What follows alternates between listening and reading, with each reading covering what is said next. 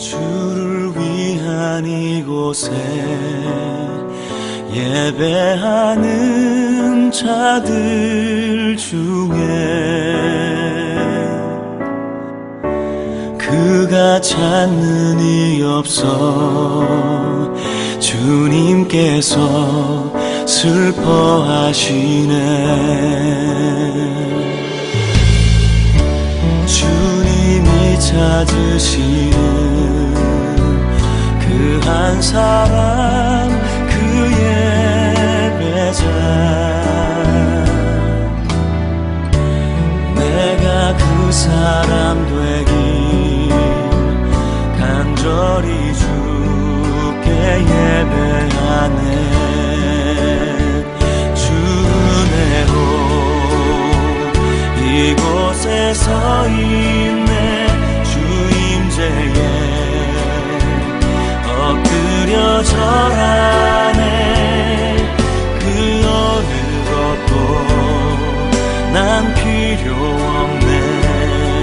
주님만 경배해. 주 은혜로 이곳에 서 있네. 주 임재에 엎드려 절하네. 그 어느 것도 난 필요 없네. 주님만 경배해.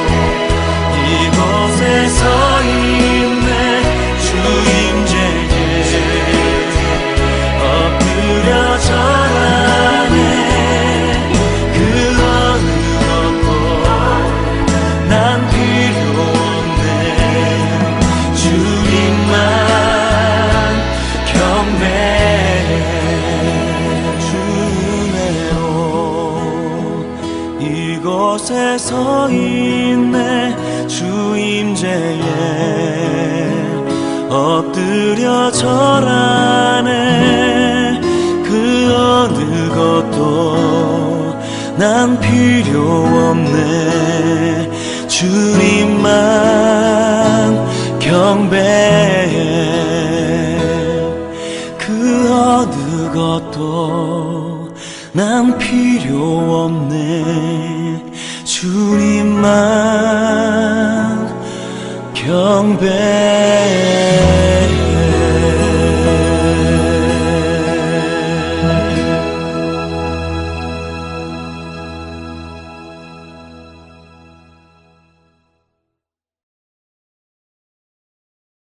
오늘 우리에게 주신 하나님의 말씀은 로마서 13장 8절에서 10절까지의 말씀입니다. 다 같이 화면을 보시면서 함께 읽겠습니다. 서로 사랑하는 것 외에는 아무에게도 빚을 지지 마십시오. 남을 사랑하는 사람은 율법을 다 이룬 것입니다. 간음하지 말아라, 살인하지 말아라, 도둑질하지 말아라, 탐내지 말아라 하는 계명과 그 밖에 또 다른 계명이 있을지라도 모든 계명은 내 이웃을 내 몸과 같이 사랑하여라 하는 말씀에 요약되어 있습니다. 사랑은 이웃에게 해를 입히지 않습니다. 그러므로 사랑은 율법의 완성입니다. 하나님께서 이 말씀을 통하여 우리에게 은혜 주시기를 원합니다. 하나님의 크신 사랑과 은총이 여러분의 삶에 함께 하시기를 빕니다. 오늘은 사랑의 빛 외에는 이라는 제목으로 함께 하나님의 말씀을 나누겠습니다. 고대 근동 지역의 메소포타미아 문명에는 독특한 전통이 있었습니다. 그것은 새로운 왕이 즉위할 때 선포하던 미샤룸, 즉 부채 탕감 칙령입니다. 당시 가난한 농민들이 홍수나 지진으로 삶의 터전을 잃어버리게 되었을 때 할 수 없이 부자들에게 돈을 빌려 당장의 위기에서 벗어나는 경우가 많았습니다. 하지만 부자들은 가난한 백성들에게 높은 이자를 요구했고 원금은 고사하고 이자마저 감당할 수 없었던 백성들은 헐값에 농지를 팔아야 했고 심지어 아내와 자식 그리고 자신마저 부자의 노예로 전락하는 경우가 많았습니다. 이런 상황에서 새로 즉위한 왕들은 사회의 붕괴를 막기 위해서 정기적으로 모든 채무를 무효화하고 노예들을 해방시키는 미샤룸을 선포했습니다. 그리고 이 고대 근동의 미샤룸이 구약 성서의 안식년과 신년 제도의 배경이 됩니다. 성경의 안식년과 신년 제도는 일시적인 것이 아니라 정기적인 부채 탕감과 노예 해방을 법제화함으로써 공동체의 생명과 자유를 지키고 보존할 수 있었습니다. 안식년과 희년제도 그리고 미샤룸이 보여주는 것은 빛에 짓눌려 종노릇하는 삶에는 진정한 자유도 평화도 존재할 수 없다는 사실입니다. 인간은 빚을 갚고 청산해야만 비로소 온전한 인간으로 살아갈 수 있습니다. 프랑스의 사회학자 마르셀 모스 역시 그의 저서 증여론에서 인류 사회가 단순히 돈과 계약으로만 유지되는 것이 아니라고 말했습니다. 사회는 보이지 않는 선물과 부채의 순환 관계로 지탱됩니다. 만약 우리가 나는 정당한 대가를 치렀으니 아무에게도 신세진 적 없고 아무 빚도 없다는 마음으로 살아간다면 공동체는 단절되고 붕괴되고 말 것입니다. 오늘 본문 말씀에서 사도 바울은 그리스도인에게 서로 사랑하는 것 외에는 세상에서 부채와 빚을 지지 말라고 말씀합니다. 세상에서 진 빚은 신속히 갚아야 하지만 그리스도인이 평생 짊어지고 가야 할 거룩한 빚이 있는데 그것이 바로 사랑의 빚입니다. 사랑의 빚을 지고 산다는 것은 어떤 삶일까요? 그 구체적인 모델이 바로 사도 바울입니다. 그는 과거 율법을 수호하기 위해 그리스도인들을 박해하는데 앞장섰던 사람입니다. 그러나 다마스쿠스로 가던 길에 예수 그리스도를 만나게 되었고 자신을 위해 목숨을 버리신 십자가의 사랑을 경험한 순간 그의 인생은 새롭게 변화되었습니다. 그리스도의 사랑이 그의 눈을 가리던 율법과 정죄의 비늘을 벗겨낸 것입니다. 그 후로 바울은 이렇게 고백합니다. 나는 그리스인에게나 야만인에게나 지혜 있는 사람에게나 어리석은 사람에게나 다 빚을 진 사람입니다. 바울이 그들에게 물질적인 빚을 졌습니까? 아닙니다. 하나님께 조건 없이 받은 구원의 은혜가 너무 크기에 만나는 모든 영혼에게 그 사랑을 돌려주지 않으면 견딜 수 없는 거룩한 부담감에 사로잡힌 것입니다. 그리고 이 거룩한 부담감이 바로 사랑의 빚입니다. 이 사랑의 빚을 깨닫게 되면 어려움에 처한 이웃을 도우면서 생색내지 않습니다. 그저 내가 진 사랑의 빚을 조금 갚았을 뿐이기 때문입니다. 사랑하는 성도 여러분, 우리는 1만 달란트라는 도저히 갚을 수 없는 엄청난 빚을 예수 그리스도의 핏값으로 단번에 탕감받은 사람들입니다. 그럼에도 우리는 여전히 나에게 작은 잘못을 한 이웃의 멱살을 잡고 100데나리온을 갚으라고 독촉하는 악한 삶을 반복하고 있지는 않습니까? 이제는 하나님께 받은 갚을 수 없는 사랑의 빚을 이웃에게 묵묵히 갚아나가는 믿음의 사람이 되시기 바랍니다. 이제 이 사랑의 빚이 우리 사회에서 어떤 의미를 가지는지 알아보겠습니다. 현대 사회에서 이웃사랑은 두 가지 차원에서 실행되어야 합니다. 집 없이 거리를 방황하는 노숙자에게 약간의 음식과 돈을 주는 것도 사랑이지만 더 근본적으로 노숙자가 생겨나지 않도록 사회 안전망을 만들고 가난을 재생산하는 불합리한 사회 구조를 개선하는 일도 고귀한 사랑입니다. 브라질의 빈민 구제에 앞장섰던 까마라 대주교는 이런 말을 했습니다. 내가 가난한 사람들에게 먹을 것을 주면 사람들은 나를 성자라고 부른다. 그러나 내가 그들이 왜 먹을 것이 없는지 사회 구조에 대해서 질문하면 사람들은 나를 공산주의자라고 비난한다. 그리스도인은 개인적으로 선을 행하는 울타리 안에 안주해서는 안 됩니다.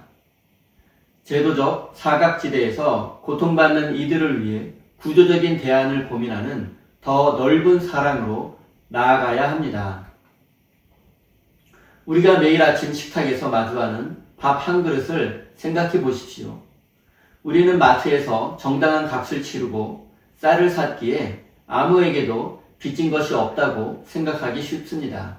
하지만 그 밥 한 그릇이 우리 입에 들어오기까지 얼마나 많은 사람들의 보이지 않는 수고가 있었는지 모릅니다. 씨를 뿌린 농부의 땀방울, 밤새 고속도로를 달려 쌀을 운송한 화물기사, 매장을 정리한 직원의 수고, 그리고 이 모든 과정이 안전하게 흘러가도록 사회 시스템을 유지해준 수많은 사람들의 헌신이 녹아 있습니다. 이렇게 생각해보면 우리는 온 세상에 거대한 사랑의 빚을 지고 있는 셈입니다. 반면 오늘날 우리 사회는 어떻습니까? 거래적 사고방식과 능력주의에 갇혀 있습니다. 내가 내 돈 내고 샀는데 무슨 상관이야? 내가 밤잠 안 자고 공부해서 성공했으니 온전히 내 힘으로 이룬 것이지라며 공동체의 공헌을 무시하는 사람들이 있습니다.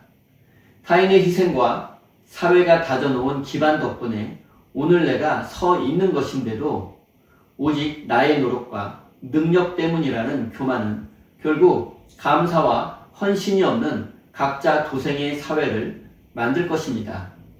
그리고 사회로부터 받은 무형의 혜택을 기억하고 그 사랑의 빚을 기꺼이 갚아나가려는 책임감이 사라질 때 공동체는 붕괴하고 말 것입니다. 사랑하는 성도 여러분, 우리의 신앙이 나 혼자만의 구원과 내 가족만의 안락함이라는 좁은 울타리 안에 갇혀 있다면 우리는 회개해야 합니다. 사회적 불평등과 모순 속에서 고통받는 이웃의 신음소리에 귀를 막았던 무관심을 돌이켜야 합니다.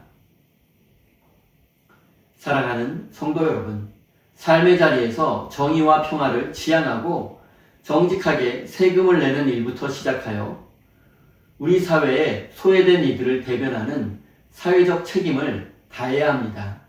그리고 공동체의 빚진 자로서 공적인 의무를 성실히 이행하고 세상을 더 따뜻하고 안전한 곳으로 만들어가는 성숙한 그리스도인이 되시기 바랍니다. 이제 마지막으로 사랑의 실천이 율법의 완성이라는 말씀의 의미를 알아보겠습니다. 율법은 가늠하지 말라, 살인하지 말라, 도둑질하지 말라, 탐내지 말라와 같은 금지 명령으로 가득 차 있습니다. 그러나 바울은 이 모든 계명이 내 이웃을 내 몸과 같이 사랑하라는 말씀 속에 담겨 있다고 말합니다. 사랑은 이웃에게 해를 입히지 않습니다. 그러므로 사랑은 율법의 완성입니다. 이웃을 진정으로 사랑하는 사람은 이웃에게 악을 행하거나 아픔을 강요할 수 없기 때문입니다. 우리가 현대사회에서 이웃에게 상처를 주고 악을 행하는 근본적인 이유는 상대를 나와 같은 인격체로 보지 않고 그저 나의 이익을 위한 기능이나 수단으로 보기 때문입니다. 우리 주변에서 흔히 볼 수 있는 갑질 사건들이 대표적인 예입니다. 세상의 모든 법과 규범은 근본적으로 소극적 규제의 성격을 띱니다. 법은 언제나 타인에게 피해를 주지 말라는 최소한의 방어선입니다. 비유하자면 법은 우리 삶을 지키기 위한 방화벽과 같습니다. 방화벽은 불이 나는 것을 막아줄 수는 있지만 그 자체로 따뜻한 온기가 넘치는 집을 만들어 주지를 못합니다. 우리가 단순히 이웃에게 해를 끼치지 않았다는 것에 만족하는 한 사회는 그저 서로를 정죄하지 않는 건조한 평화 상태에 머물게 될 것입니다. 소극적 의무만을 다하는 것은 법의 문자를 지킨 것일 뿐 그 법이 본래 지향하던 목적인 공동체의 행복에는 이르지 못합니다. 이 법의 근본적인 한계를 극복하고 완성하는 것이 바로 사랑입니다. 율법의 참뜻은 악을 행하지 않는 것을 넘어 이웃이 풍성한 생명을 누리도록 돕는 것에 있습니다. 그렇기에 우리가 일상에서 행하는 작고 아름다운 실천들, 이를테면 지친 이웃에게 건네는 따뜻한 격려 한마디, 또 상대를 존중하는 눈인사, 이런 사소한 행동들은 법이 지시할 수 없는 영역에서 이웃의 생명을 살리는 위대한 첫걸음이 될 수도 있습니다. 이웃을 사랑하는 사람은 이미 그 이웃을 귀하게 여기고 있기에 율법이 금하는 살인, 간음, 도둑질 같은 악을 저지를 가능성 자체가 근원적으로 차단됩니다. 이처럼 작은 친절과 아름다운 실천은 율법의 궁극적인 목적지에 닿게 하는 열쇠이며 그것이 바로 사랑이 율법의 완성이 되는 이유입니다. 사랑하는 성도 여러분, 혹시 우리는 율법의 문자에만 갇혀 이웃을 정죄하고 판단하는 무서운 바리새인의 길을 가고 있지 않습니까? 예배드리고 봉사하고 또 헌금도 했으니 내 도리는 다 했다고 생각하면서 정작 우리 곁에서 외로움과 상처로 눈물 흘리는 이웃의 손을 잡아주지 못했다면 우리의 신앙은 울리는 꽹과리에 불과하고 말 것입니다. 사랑하는 우리 세인교회 성도 여러분, 우리는 하나님께 도저히 갚을 수 없는 사랑을 받은 자들입니다. 이제 이 사랑의 빚을 갚아가는 거룩한 믿음의 사람이 되시기를 예수님의 이름으로 축원드립니다. 우리 다 함께 주신 말씀 가슴에 새기며 기도의 자리로 나아가겠습니다.